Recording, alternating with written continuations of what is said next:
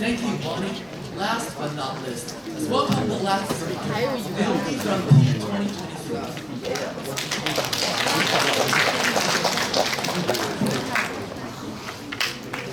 Yeah, since I'm the last speaker, so please bear with me for 5 more minutes. Thank you. I had a ear piercing a couple days ago, and you will know me if you're my friends, because I keep putting it up and showing it off for days non-stop. But it started to get worse since yesterday, because my right gum started to swell and my neck is a little bit sore. So it made me really anxious and got me thinking, wait, am I getting facial paralyzed? But it's just normal side effect according to Google. And it says I will get better after 2 weeks of taking aspirins. It really got me thinking, wait, Naomi, are you just unconsciously following and obligating the beauty labor? You know, I sacrificed my Zastly mind thinks the right side of it, it's aching 24/7. And maybe my inner self is trying so hard to rock that rebel world. But let's just leave it here, and I promise I will go back to this at some point during my speech.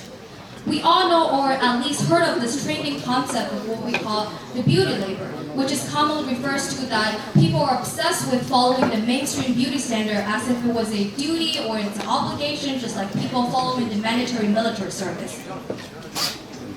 And it was initially invented to conceptualize the systematic oppression that women has been faced throughout long human histories. And in modern times, examples could be, if you're an office lady, you must appear at work with full makeup on and dress in a stylish little black skirt with high heels. Or you and your partner go on a date. You are the one who you are obliged to put full makeup on and dressed up well. Your boyfriend could just come out from a basketball. So, feminism has pointed out the social construct within the patriarchal society, which society conditioned women to act and to make themselves look more appealing or more attractive, as the beauty standard came out as a mechanism of selection process, which each of them represent a certain kind of societal preferences on traits of femininity. Maybe it's color of complexion, texture of your skin, hair lenses, body shape, style of makeup, and etc. are all just symbols of values. Thus, we see celebrities are seeking for plastic surgeries, and influencers are enforcing toxic makeup products, and all kind of tight dresses just coming out in a day. And this phenomenon is so widespread that I struggle with it a lot. Back in the day when I was just 12 or 13, still a 6th grader in elementary school, when the pandemic was just kicking off and we all got trapped in our living room. So the only thing I am super obsessed with is following beauty influencers and makeup tutorials. I donate all my pocket money into Sephora, believe it or not. I try to use concealer to cover the dark circle under my eyes. I try to use blushes and lipsticks to make myself more presentable and healthy. I try to use contour to make my nose seem smaller or slimmer. I know how to use them by heart. And all of a sudden, all the commercial appears on my For You page just follow one with some advertising. The girl on the screen looked good because she used a certain kind of product, and you need to purchase the product in order to look just as good as her. I was devastated because I just couldn't fit into the little skirt, and my nose are not gonna get any smaller no matter how much contour I apply on it. Because I was always fearing the fear of being watched or being photographed in public spaces, and I need to look good, I need to look beautiful.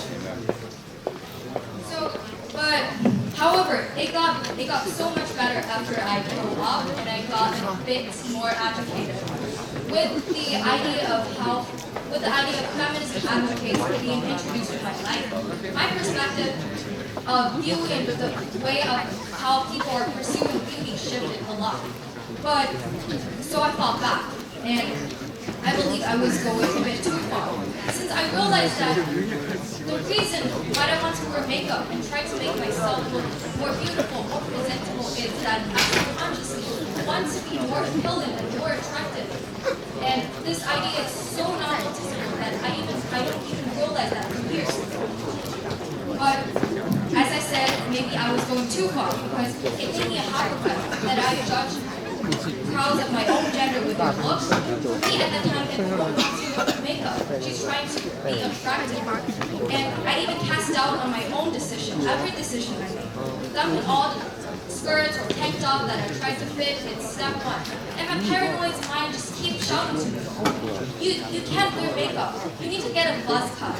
Or you are not a fan person. Does this sound a bit familiar? Self-conscious and judging other people and judging other women based on their appearances? For me, it sounds like misogyny. The hatred and the new form of oppression. How ironic is that oppression created a distinctive dilemma where each choices that an oppressive group made contribute to the shift of the conflict. It was very clear at first, patriarchy versus women. But, however, as we start to overly criticize, judge, and stretch other people's, we are the ones who become the person and the people who are perpetrating harm against ourselves, adding new layers to the standard that trap women from liberating. For example, a year ago there was a podcast where several women were claiming that makeup is just a tool of how society capitalizes and objectifies women by both magnifying and hiding their insecurities without consciously noticing them. In other ways, it means that if you're still appealing to youth or applying those products, you want to make yourself attractive. And of course, she got judged and criticized by the internet, and she got even accused of being a quote-unquote pigment. But on the other side, those people on YouTube who argue that makeup is just a way of authentic self-expression and identity formation are being mocked as they were so brainwashed by the society and patriarchy without they even notice them. See, that's how oppression works. The patriarchal society is an oppressive system that each choices you make contribute to the oppressive norm. And in such oppressive system, no matter what your choice is, you're contributing to the perpetuation. This is because our access to potential goods, which is our ability to survive, to succeed, or flourish under a system, it's often tied with the cooperation with. For instance, if a woman wears Crocs instead of wearing high heels to her company high heels product, she maybe got alienated because her not conforming to the conventional beauty standards that would the country are asking. And thus, her life and her success are limited. Additionally, the process of socialization is that it makes women to internalize norms and expectations, and thus it was deeply rooted in your mind. The fact that someone wants to wear a certain look can be completely separable from what they were told to, but does it mean it's not a form of authentic self-expression? Not necessarily. Because everyone is entitled with their own self-expression. So is the only way of escaping the tyranny of beauty is to get a buzz cut? It seems that there's no perfect way of existing, and unfortunately there's not. But if we can make worse choices, of course we can make better choices. As we found the nuance of how society had redirected conflicts around women, we should try to be more empathetic towards each other's choices, because the core of the oppression is that we don't have the fully great choice available. And as a Gen Z high schoolers, our choice range is even more narrow. But we can still try to work proprietary under the system and try to make a difference. But at the same time, my experience will tell you that it's not necessary to stress you or stress others. Each of us in society has their own ways of accepting and adjusting our opinions and behaviors. So, as long as we decide to follow the authentic spirit of ourselves, the odds of being obliged to follow certain rules to dress in a certain way will reduce. And it shouldn't be a burden since the ultimate goal of all those advocates and efforts trying to do is to make our life better and easier as a woman who live in a society. How paradoxical beauty is that it's impressive but yet empowering has taken so many significant cultural importance that it becomes a main way of how our identity forms. Recognizable, accepting our true self is the way we flourish under the system. So I would love to end my speech with a quote, and sending with degradation will learn to live.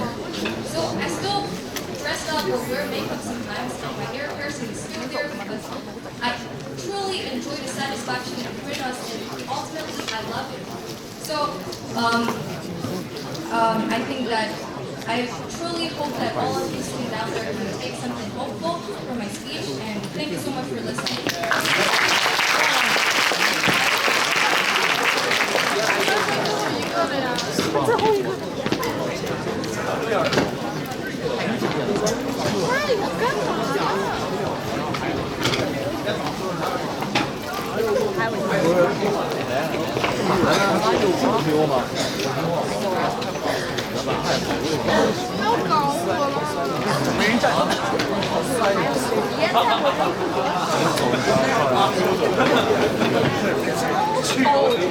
非常带一个结尾啊。 That is all for today. Thanks for your wonderful speeches. I sincerely hope that all speakers enjoyed themselves and all the audience felt engaged. I know that it's far from enough. I believe the rap today is just the beginning of next year. We hope we'll hear more from you next year. And let TEDx stay rooted in our school. See you next time.